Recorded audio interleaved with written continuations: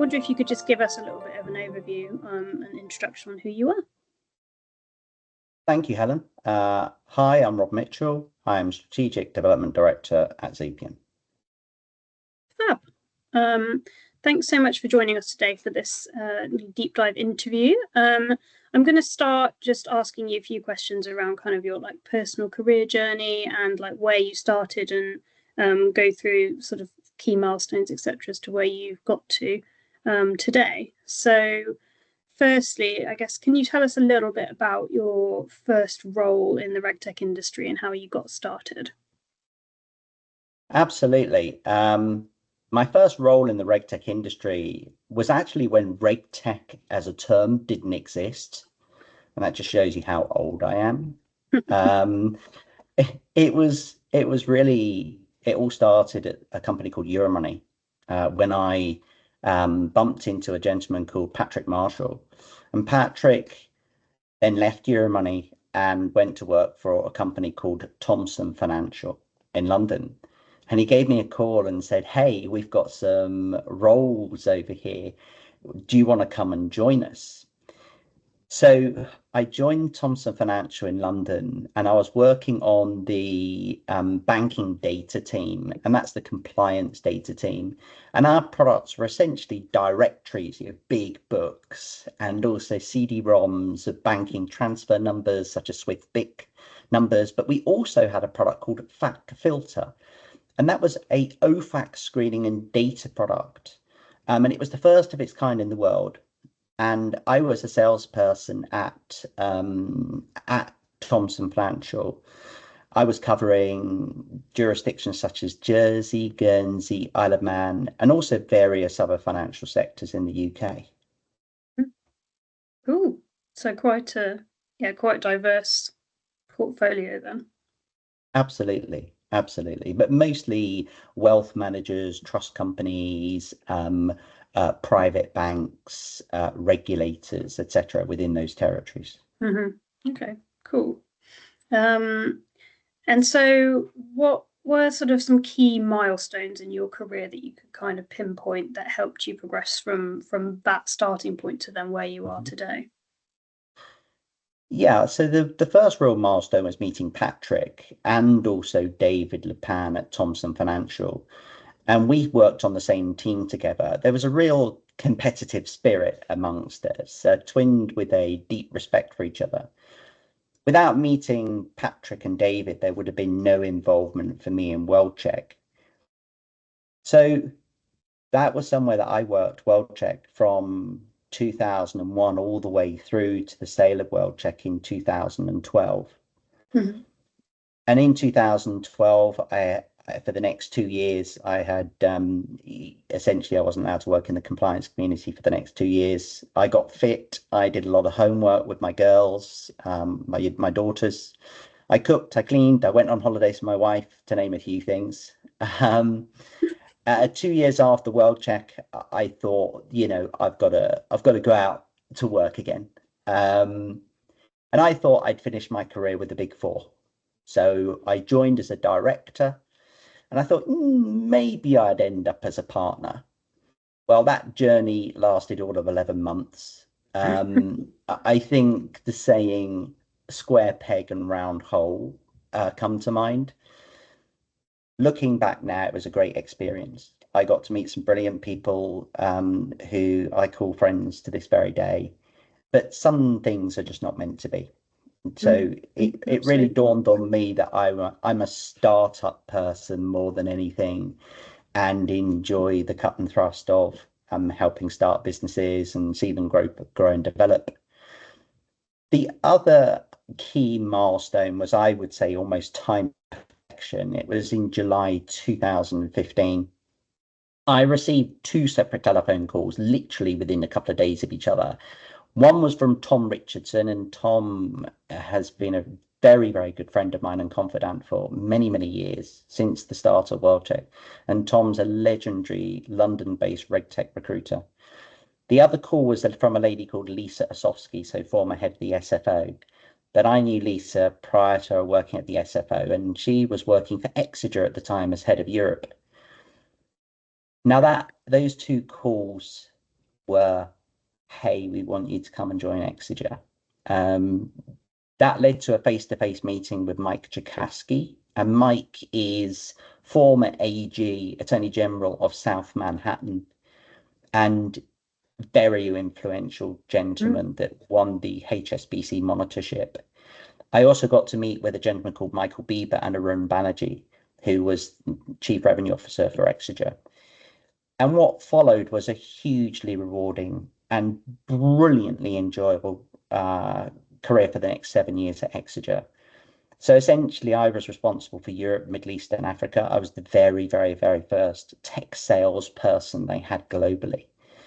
And we grew the business, an exponential growth in third-party management. When this was a time there was no such thing as software solutions. It was everything done on spreadsheets for example, supply chain management, etc., of building risk frameworks, building spreadsheets associated with high-risk entities or franchisees and third parties. So how did you manage the compliance process of looking at risk, individuals behind corporate entities, and so on? And it was fantastic. It was brilliant. I remember very early on, though, my boss, Arun, nearly had a meltdown and said to me, Rob, why are we not going after financial institutions? We're going after corporates. Are you mad? There's more money in banks. And I had to say to him, actually, we should go after corporates. And it was quite fascinating that Exiger's business now is literally molded all around corporates, which is really interesting. Yeah. And I would say to you, the third real milestone was joining Xapien in October, in 2025. Why? I saw Xapien last year in October, and I thought, oh my word, this is the next generation where due diligence is concerned. I've got a huge amount to thank Chris Green and the leadership for entrusting me to grow the financial market at Xapien. That so far, so good. It's a superb product, superb team, and it really is the future for due diligence in this sector. Wow, that's really quite a journey, and yeah, lots of lessons learned along the way, I'm sure, and very different experiences, which got you to where you are now. So that's great. Thank you for sharing all that. So you probably slightly touched on some of these in what you've said, but great if you could expand on them. So what sort of challenges did you face, I guess, early on, and then even as you've progressed, and how have you overcome them? Yeah. 4 weeks into my role, and I'll never forget this, 4 weeks into my role with Thomson Financial, my boss called me into his office and said, Rob, this really isn't working. Yeah, you've got to pull your socks up because our friends in America are asking some really difficult questions about you. And kindly, instead of showing me the door, because I was on probation at the time, he said, I'm going to give you some renewals to work on and see how you get on. But we're going to have weekly meetings, 2 hours at a time, to go through each and every renewal. And it taught me a lot. Oh, it taught me so much. It really did. It taught me about veracity of data, i.e. looking at the detail of what you're doing and how you're doing it. But what it gave me was belief. It really did. And throughout this interview, I'm going to be talking about belief a lot, because I think it's really critical that if you have belief, you can go on to achieve really great things. And it gave me the belief to look at the business in a different way. And after that, I didn't look back. After that, new business please.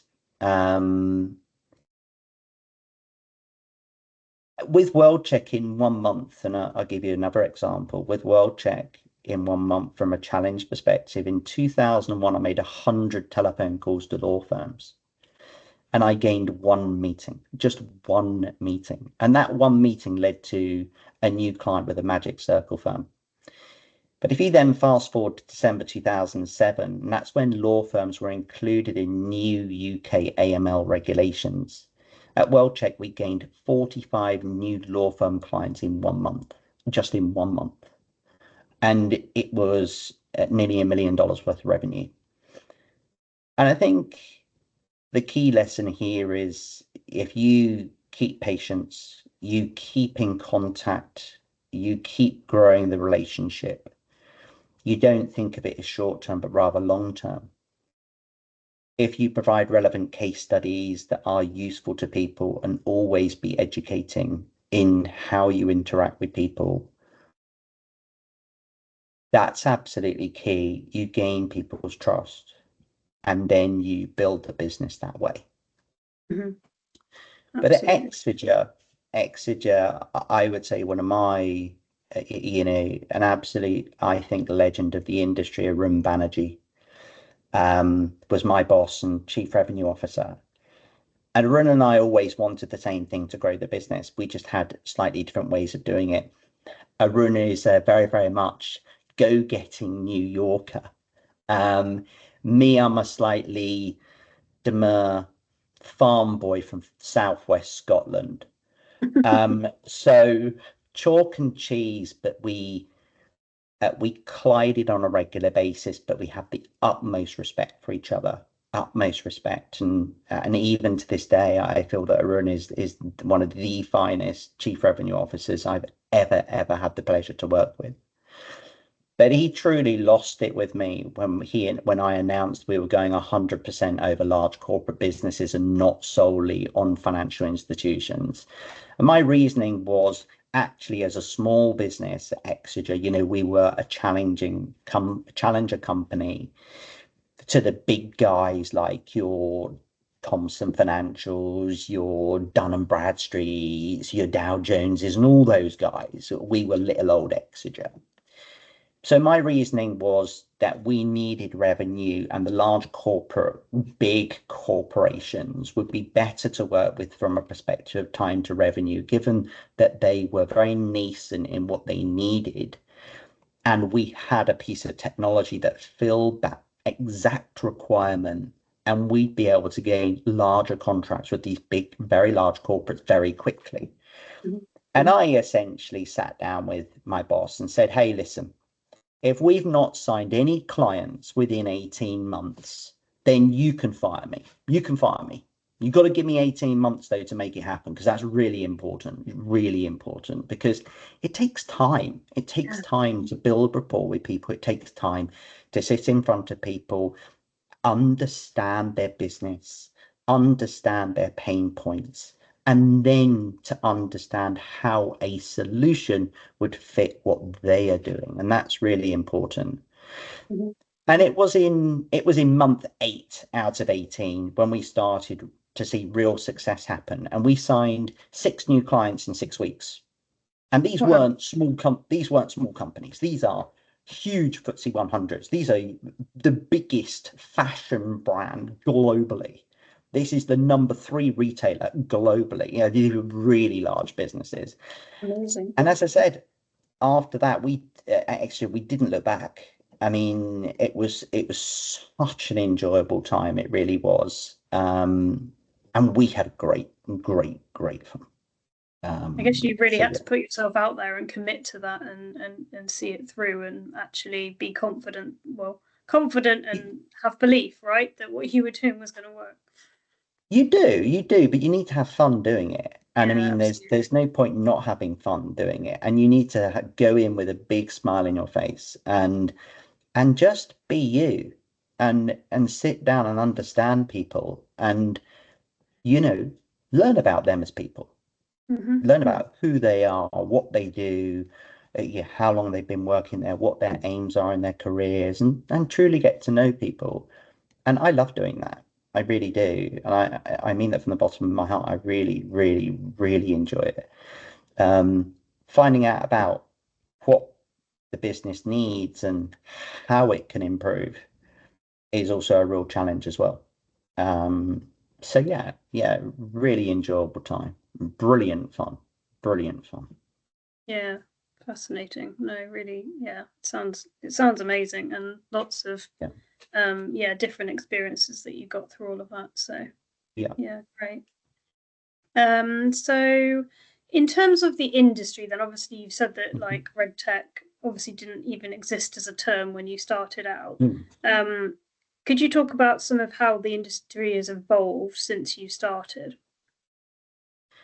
Yeah, I actually think in terms of evolution, the RegTech industry as a whole has been really disappointing in providing revolutionary technologies, even from when I started my career.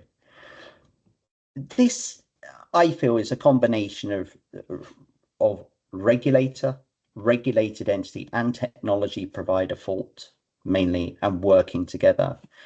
If you look at World-Check in 2000, that was revolutionary. There's nothing like it before then at all. It's truly one of a kind. But since then, we've had electronic ID verification, which has been a major step forward and revolutionary. But we've had evolution, mostly evolution in terms of workflow onboarding technologies, which are now plentiful. Things like remediation technologies, which are plentiful. However, in terms of revolution, there's been few and very far between over the last 20 plus years. Very, very, very few. I think this is what attracted me to World-Check, to Exiger, to Xapien. These are completely different beasts. In other words, the marketplace doesn't exist for these products today. And we are completely turning it on its head and doing something that no one else has done before. And I think that's me. That's just me. That explains a lot about me as a person, that I'm almost the underdog, and I'll fight tooth and nail for the underdog when, little old companies, and then growing them into something. And that's I think I said more of a reflection on myself than on the companies. But it's a journey you really want to take it somewhere, as opposed to start with a larger company and make it bigger. I'd rather start with a very, very, very small company and make it bigger. Yeah, it's exciting, isn't it? Because you're kind of starting from nothing, and there's so much potential and opportunity there. It is, absolutely. Yeah, no, that's interesting. It's interesting that you say that, because I've heard different thoughts on this from different people that we've spoken to as part of this kind of campaign. But yeah, and I think actually some of what people have said around like the amount of different providers there are out there that all really do the same thing, and that there's going to have to be some level of consolidation over the next few years, because otherwise it's just drowning. So the people who actually stand out and do something different really are going to be getting the customers and driving the momentum. Correct. But what you just mentioned there, the trends shaping the future of RegTech in 2025 and beyond, that's what we're seeing. We're seeing a lot of consolidation in the industry. And I've been saying this now for the last 4 to 5 years, of the roller coaster curve, as I call it. We're seeing that roller coaster now on the point within the curve. We're seeing a lot of consolidation in the industry. We're seeing companies that have overextended themselves in relation to multiple rounds of funding, and now basically can't cover the monies that they've been invested in. We're going to continue to see that over the next couple of years. We're going to see amalgamation. There's, as you said, there's too many very similar and same looking products in the market at the moment. There's too many solutions chasing the same business. There really is. And what that means, it leads to lower than anticipated revenues at those providers. It then leads to consolidation in the sector. And the only winners from this are the private equity and the venture capital marketplaces and those companies, without doubt. But what is needed is revolutionary RegTech. That is what's needed, not, as I call it, same tech RegTech. Oh, it's got AI. Fantastic. What does that actually mean? It needs more engagement from regulators, from the regulated sector and technology companies, to truly understand and make more revolutionary products to change the marketplace, like sharing of digital IDs, as opposed to multiple ways of doing undertaking due diligence, a master file, and so on and such forth. That will truly change things, as opposed to tick a box process of you think trying to know someone, but then you have to go through loads of hours of work just to prove that this person's okay. Yeah, otherwise you get so lost in what your USP is and what you're really doing Correct. and what the purpose really is, right? Because it's just all Correct. noise, and it can be Correct. really hard to make any money, to actually stand out, to expand anywhere, to get new customers. Like you're just like, well, what am I doing that's different to the next guy? Exactly. And this, as I say, the next 2 to 3 years, I think is going to be painful for the marketplace. Yeah, oh, it's really interesting. So I guess just touching on that, because what we've found at Gung Ho is that obviously a lot of people come to us because they, need new customers, or they want to expand into new markets because they are struggling. Whether that's because there's too many people in the marketplace or not, probably has an impact. But you've obviously worked with Gung Ho, I guess, a few times in the early years, and then now it's Xapien. So I just wanted to ask you a little bit about your experience and like how working with Gung Ho has impacted roles that you've had in previous companies or now, and just a little bit about your experience, if that's okay. Yeah. Let's start at the beginning. I started with working with Gung Ho a long time ago. Now I remember Lucy was working with Datanomic at the time, and Lucy was working as essentially a sales development resource to gain meetings for Datanomic, and mostly in the financial services sector. So Datanomic were a World-Check partner, and I came to know Lucy and talk to Lucy on a reasonably regular basis because I was in awe of the meetings that she was getting for Datanomic. And I said, hey, you're brilliant at doing this. You're just amazing. So Lucy left Datanomic and started Gung Ho, and World-Check was her first client. And we loved working with Gung Ho. Gung Ho was an extension of our team at World-Check. I regularly went down to the office in Poundbury to meet with the team, as did other members of the team as well. We shared our successes. We shared where we could improve. But we couldn't work without Gung Ho at World-Check. We wouldn't have made the success that we did of it without Gung Ho. And the return on investment was significant. Gung Ho was an integral part of our team. But then when I joined Exiger, I brought Gung Ho into Exiger. And we started working on a unique campaign with corporates on third-party management. And at the time, it was just me growing the business in Europe, Middle East, Africa for Exiger. But with the help of Gung Ho, within 12 months, we had major FTSE 100, Euro top 500 clients paying significant sums. So to give you some idea, that was over $3 million. We were closing deals every month. Our pipeline was fully stocked, and we were delivering. And we could not have done that without Gung Ho. Amazing. That's some brilliant feedback for sure. Thank you.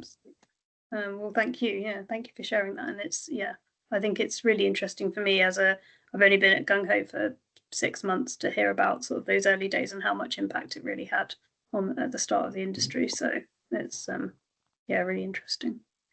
So are there any, and obviously you won't be able to share anything commercially sensitive here, but are there any specific successes that you could attribute to your time working at Gung Ho, more than you've already expanded on?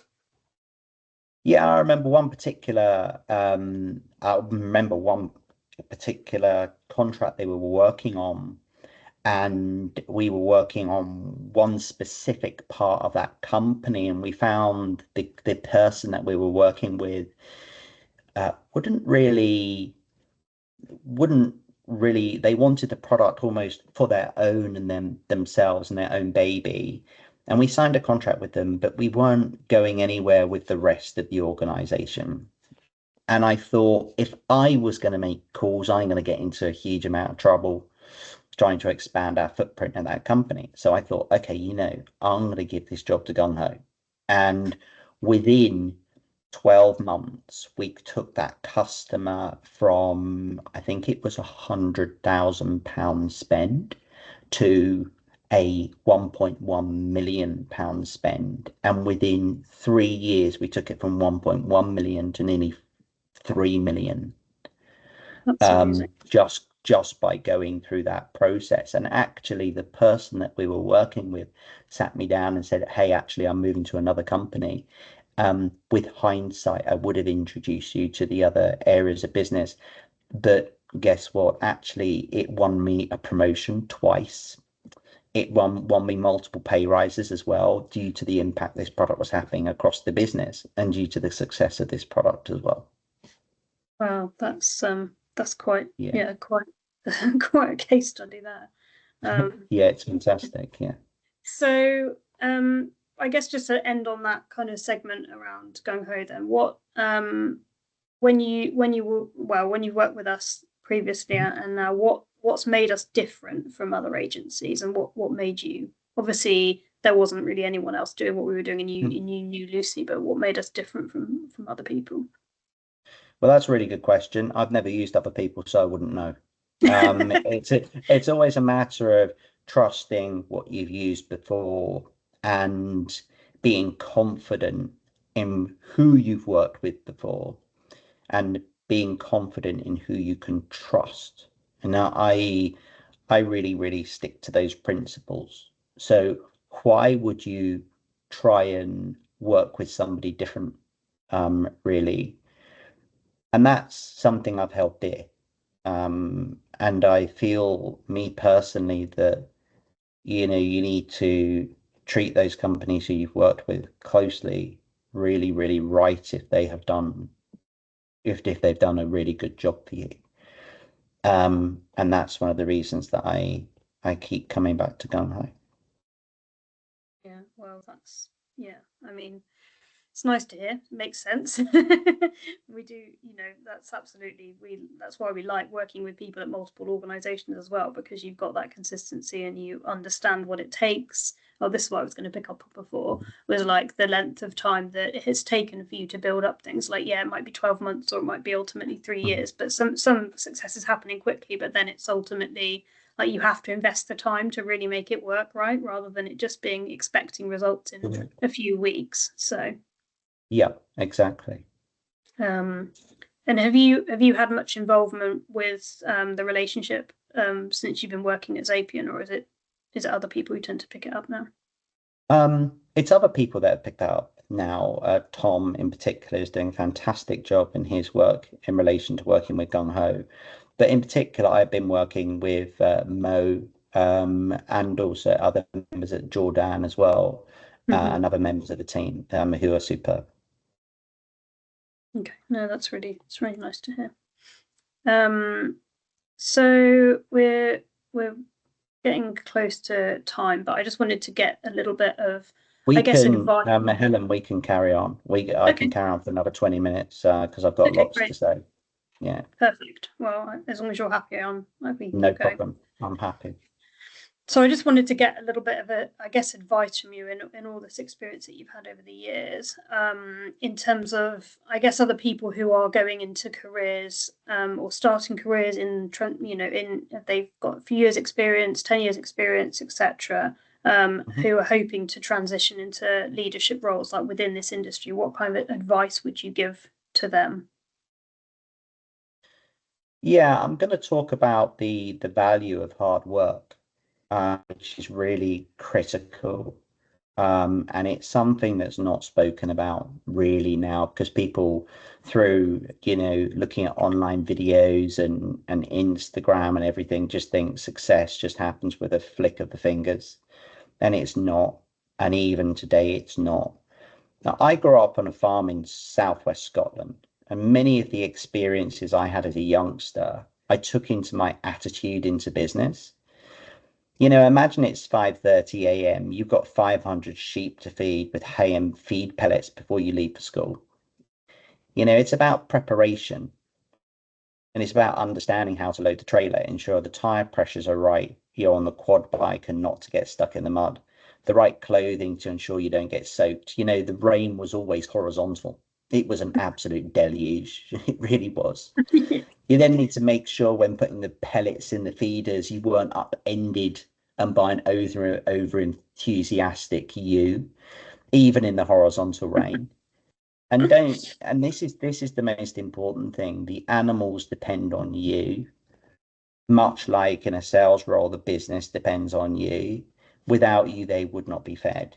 In sales, without you, there is no revenue. So it came down to preparation, resilience, attitude, focus to get the job done to your best of your ability.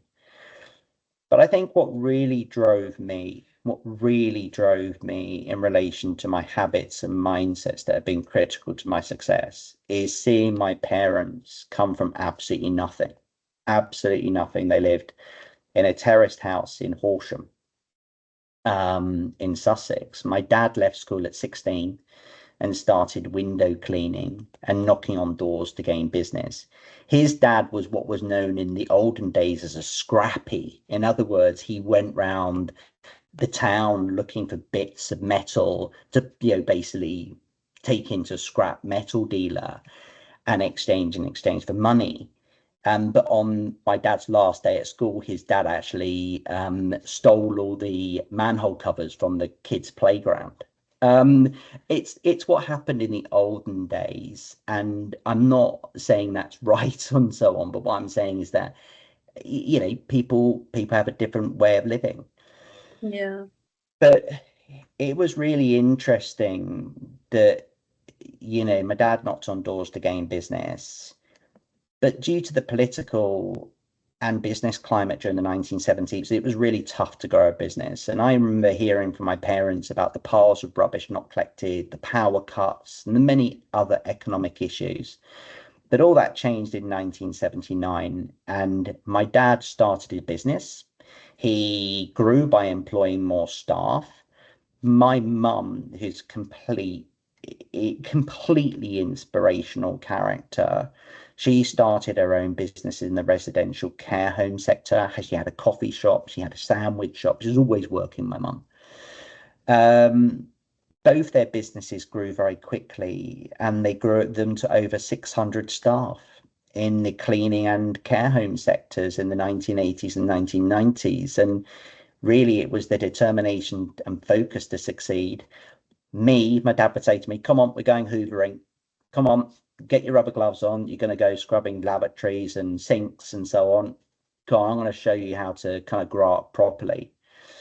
And it was their determination to succeed and build a better life for their staff. And I saw that firsthand at their staff who quite literally had never had a job in their lives, start growing with the business. My dad giving them bonuses. They were able to afford new houses and cars and meet their family and their kids and their wives. And I saw that. I saw that as a really young boy.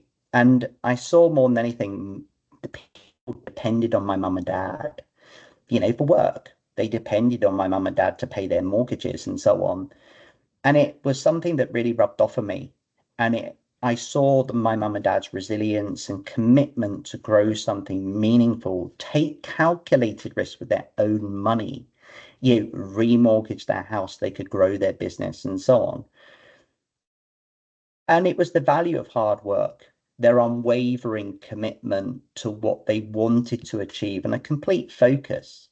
And more than anything, what I really learned from this was I learned not to talk and not to tell everyone about what you were doing. And my dad would always say to me, "I'm not going to tell anyone what I'm doing. You get on with the job. you let those people come to you when they start hearing of your success. And I think that's really critical. What also really drove me was my involvement in the military. From a young age, I was in the cadets. I was in the combined cadet force. It was really my involvement in the military, all throughout my careers in the reserves. Mhm. You know, the drive to be the best, to work hard as a team, the fear of failure, the drive to always win, you know, even across Brecon beacons when your feet are covered in blisters, you can feel the blood between your toes. Your Yeah, legs, it's your arms brutal. are saying stop no matter what, no matter what. And it was no, no, no, I want to get through this and I'm going to come first. So I think no matter what you face in life, it's all just a mind game. It is a mind game. It's how your head is in the right place. And if you have the right preparation, you're already 95% of the way to succeed. You really are. And the other real inspiration has been my wife and my kids, who have always supported me, who have always driven me on, no matter what we faced. They've given me so much strength. They've given me so much belief. They've always supported me. And, you know, there's no such thing as the person behind you, it's the person beside you. And we faced things as a team, and that's really important. And we are still an amazing team. But one of my favorite sayings when the tough gets tough was from a night navigation exercise in freezing conditions and 6 foot of drifting snow in the Brecon Beacons. And it was from a really lovely guy called Greg Fisher. And he said, Mitchell, we stop, we die. And it was so true. That evening, it was, I think, -9. And one of our guys from another troop, another 4-man patrol, ended up walking into a small tarn, which is like a small lock. And all we could hear was crack, crack, crack, splash. So we ran down to this tarn through, I say ran, waded through the drifting snow, falling over each other. And we dragged him out of that tarn. And by the time we dragged him out, and literally within 2 minutes, his clothing had started to freeze. And 4 of us bundled him into a sleeping bag with anything warm we could find. So no vehicle could gain access through the drifting snow. There was a whiteout for any helicopter CASEVAC. And we hoisted him all 6'4" and 15 stone onto our shoulders. And it took us, I cannot tell you how long it took us, because it was just, all that I know is the pain was excruciating. We carried him about 2 miles to the nearest metalled road. We had to keep stopping every 100 meters to rub his skin to ensure the circulation was still there. He was still breathing. Warmth was maintained. So we had, one of my colleagues had these clickable hand warmers that we put by his neck and across his body to try and keep him warm. But he was in hospital for 3 weeks and he survived. But I look back and think that evening was about life and death. And it taught me so much about human resilience, life and sacrifice. It really did. And what it really taught me is that pain is temporary, that failure is permanent. That's what that night taught me. It really did. And I look back now and I just feel emotion. I really do. I feel emotion for what we achieved as a team. And that's it. It's a team achievement. You can't do it on your own. You have to work as a team. You really do. Yeah, absolutely. Oh, well, thank you for sharing that. So I can imagine that's quite Pleasure. emotional to say and It's think very backwards. personal. Yeah, Very personal. absolutely. But yeah, totally some amazing lessons through that. And my husband's actually, he was in the military as well, and he's shared sort of similar stories around like, yeah, teamwork and getting people out of really horrendous situations, and what it teaches you is yeah, Yeah, it's like it's hard, but it's really powerful, and really you do carry these things with you forever. we do. I think it's about mental resilience. It's about mental resilience, even though when everything's saying no, no, no, no, no, you've got to do it. You've got to carry on. And that in business, if you have that mental resilience Mm-hmm. and never say die attitude, you're 95% of the way there. You Yeah, really are. But that's in absolutely. pretty short supply nowadays, unfortunately. Yeah, I know. I don't want to be one of those people that like, oh, the youngsters, they don't know how to work hard, but I mean some people definitely do still, but I'll yeah. never say that. I try to be Exactly. inspirational, but Yeah, yeah. exactly, for sure. Um, so I mean, like I was going to ask about sort of books and if there are any courses and things like that, but I mean, Mhm. honestly, I think so many of Yeah. your experiences have probably shaped you and people, but then there might be some Yeah. that you can reference as well. You'd be surprised actually. I mean, the one book I keep picking up at least once a year is a book called The One That Got Away by Chris Ryan. And it's an incredible true story describing his journey as an SAS soldier, evading capture across war-torn Iraq and eventually into safety in Syria. Um, it's totally inspirational of what he went through from a pain perspective and still managed to hold it together. But the other book, which again, quite controversially, I think, had a really unforgettable impact on a very young me, was the one I read in, I think it was year 2000. It's Lance Armstrong's It's Not About the Bike. And this is from somebody who actually doesn't like cycling, i.e., me. And I thought I'd pick it up and see what it's about. And it's totally inspirational. I know he was later convicted of being a drugs cheat, but I think more than anything, the book is about beating cancer and charting his progress through tragedy, of course, the performance enhancing drugs. The book doesn't go into that, by the way. Um, but it's really important. It's really important lesson, and it has some really good life lessons in. Um, but I've obviously mentioned my mum and my dad were who my real business mentors and attitude mentors. But in my early 20s, I was about 23 years old, and I was on a train one morning from where I used to live in London, and everybody was head down reading their newspapers. And I sat next to this opposite this guy and started just talking to him. I know that's a bit weird in London. People look at you really strangely. And that person turned out to be a former military man, a gentleman called John Davies. And he was totally influential on me as a young man. He totally infectious enthusiasm for life, and very, very, very neurodiverse person, much like me. I suffer heavily from dyslexia, and so does John, and also John also ADHD, but unbelievably successful gentleman.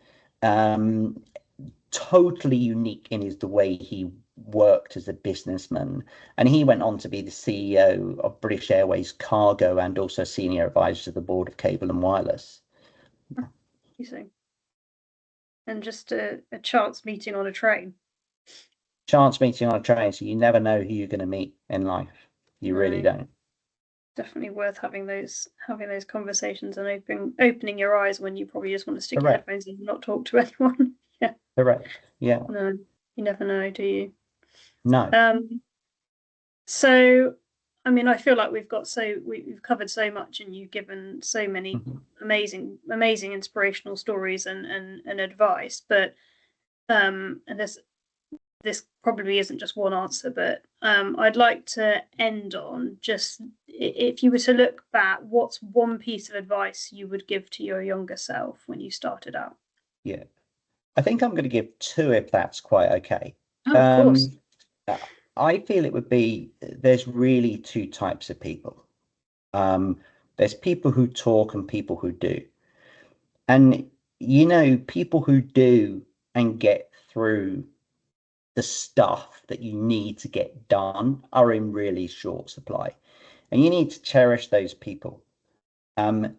Can help you support and help you grow, and they're going to help mentor you. They really are. But the one piece of advice I've always given myself always given myself, and that's the following. And it's always a term of phrase that I created myself. And that is the following: from adversity there comes strength, character, focus, which leads to success. And actually, I attribute it to myself. It was actually a colonel in the US who I learned this from with 82nd Airborne Division. I was lucky enough to teach Reserve Officer Training Corps, ROTC troops in the US for 2 summers in a row with 82nd. And their motto is leadership excellence for life. But that term of phrase is very, very typified from the Fort Bragg, North Carolina area and the extreme weather conditions. And you need to look at that phrase in the following way. Yeah, a smooth path is very tempting, but it's not the best one you should take. A smooth path won't challenge you. Yeah, that rocky, mountainous path will be much more demanding. It will be much tougher. You slip, you're going to fall, but it will be far, far, far more rewarding. You're on the rocky path over those mountains, you're going to learn much, much more about yourself. You're going to learn much more about your resilience and your tolerances. You're going to learn new skills. You're going to learn new personal attributes. But more than anything, you're going to learn euphoria, and you're going to learn what it actually means to achieve something, real euphoria. But you're also going to learn how to party and really celebrate success much, much, much more compared to the smooth path. And I think that typifies my career. It typifies my career of working for smaller companies and growing them into something really meaningful and being part of that team to grow them into something meaningful. And you can't do that if you're just walking along a smooth path. You just can't. And so I'd urge anybody, hey, go and work for that startup. You will learn 100 times more. You really will, than working for a large established company. You'll learn how to fail. You'll learn how to develop new ideas, etc., etc. That's not to say that you shouldn't go and work for that large company. Of course you should. It's just my personal opinion of working for smaller companies, which has been my lifeblood. I mean, we've all heard how it turned out for me at PwC. It wasn't so cool. Well, but you had to do that to learn that that's not what you wanted to do, right? And Correct. you had to go on the ups and downs and on that rocky path to find, something more rewarding. So Correct. Yeah. absolutely. And the other piece of advice that I'd give is, in particular, it's all about being you. It's all about being authentic. And authenticity, again, is in very, very, very short supply nowadays, either from an electronic perspective or personal interaction. It's about being thankful. It's about expressing your thanks to the whole team. So from the person who codes the product to the person who makes the office beautifully clean and tidy for us to work in, it's about saying good morning with a big smile on your face in the morning and meaning it. It's so important to be humble and treat others as you want to be treated. It really is. You've got to be kind. You've got to be totally focused on your work, but be inspirational. I cannot stand what I call mood hoovers. And those are individuals who suck the very being out of you. It doesn't help anyone. You're there to be honest, inspirational, and uplifting. And I think we as professionals, we have so very much to be thankful for. We really, really do, compared to other people who have such a tough life in different areas of the world. You've got to go through life with a huge smile on your face and loving life. You really do. Absolutely. This is the way it really is. And if you go through life in that way, people will gravitate towards you, and that's how people will remember you. Yeah, absolutely. Such wise words. It it's funny. I came into this interview thinking, oh yeah, we're just going to talk about RegTech and talk about sales, and yeah, no, you've really shared some really inspirational stories and kind of made me a bit emotional, really. So Thank you, thank you Helen. so much for Thank being you. so honest and yeah, sharing all of that insight and information, because it's the power of storytelling, I think, is really strong, and like it really does teach great lessons, and you've clearly learned a lot from all of these different experiences, so thank you for sharing all of that. My pleasure. We didn't even get to talk about lambing time or calving time either. Save that for the next one. We'll save that for the next one, yeah.